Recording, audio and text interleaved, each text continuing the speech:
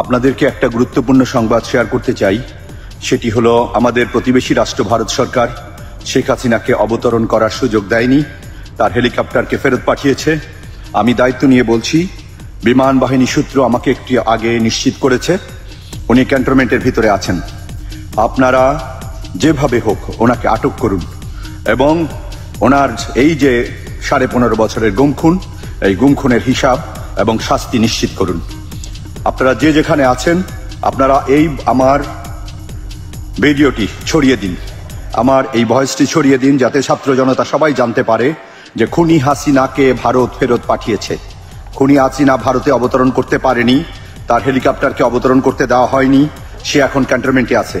আমি কাজী শামীম আহসান দায়িত্ব নিয়ে বলছি, যারা আমাকে বিশ্বাস করেন তারা বিশ্বাস করুন, উনি বাংলাদেশে ফেরত আসতে বাধ্য হয়েছেন।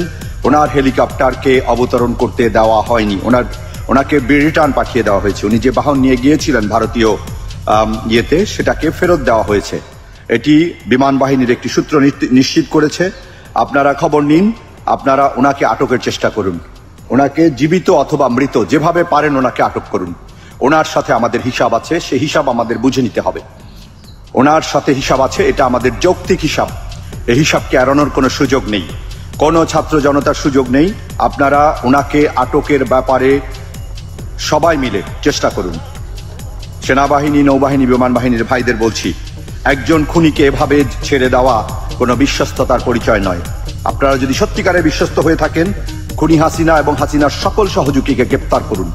তাতে আমরা বুঝবো যে আপনারা সত্যি সত্যি জনগণের পক্ষে কাজ করছেন। ধন্যবাদ।